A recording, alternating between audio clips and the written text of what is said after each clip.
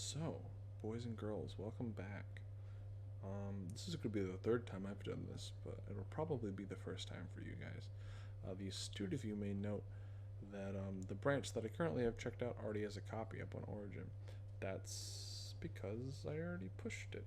And if you stick around for the more in-depth version of this, I'll show you how I did that. Super simple, very nice. So, for what most of us are doing here, pushing is pretty simple. All we really have to do within GitKraken is come up here and hit stage all changes. This takes all the changes that we've accrued while we've been working, and it stages them so that we can commit them. I'm going to get started on my summary here.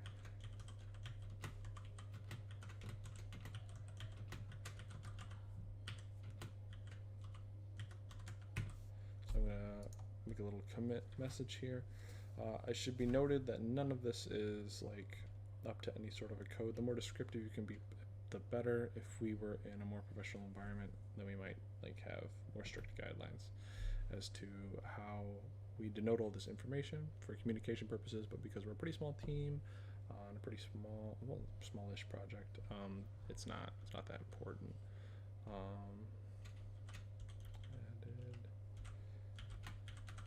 Forgive any egregious misspellings that I make here.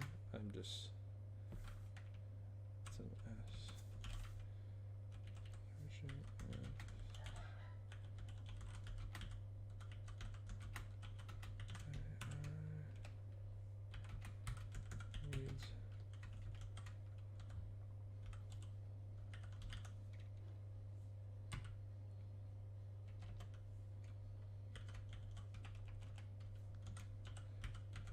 I'm not being very detailed because I know I'm going to come back later and redo this.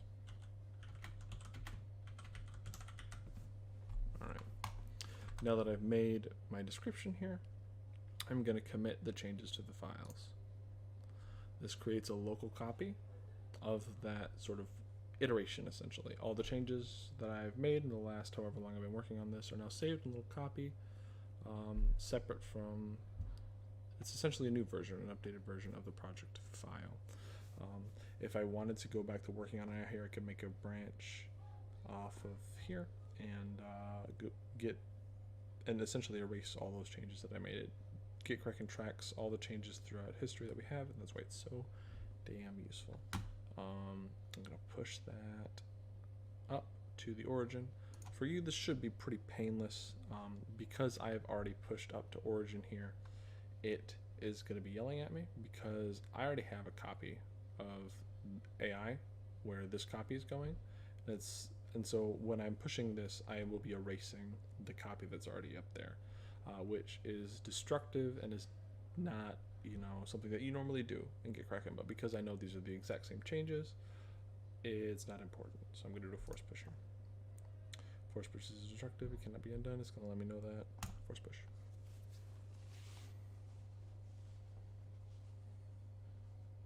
And then, yeah, that's how to push stuff.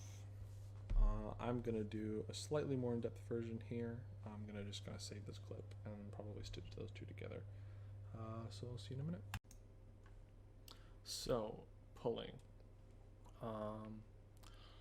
Pulling is generally pretty easy, at least assuming two things. One, you haven't touched your file since the merge. Because of how Unreal creates random files and edits things, a lot of their background files constantly, if you open up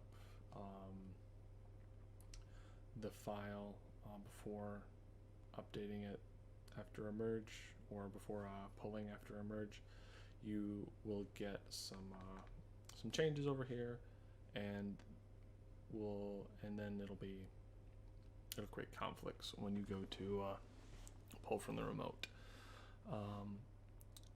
It's pretty simple. I'm going to go over the, once again, I'm going to do basic and then more in-depth. There isn't a ton to cover in the more in-depth version, though. We'll do pull fast forward if possible. We could also come up here and hit this pull button here. It should be by default set to pull fast forward if possible. So yeah, I'm going to do that. Pull, fast forward if possible. Boop. And sometimes GitKraken runs pretty slow for me. So you saw a thing there where it was popped up. There were changes.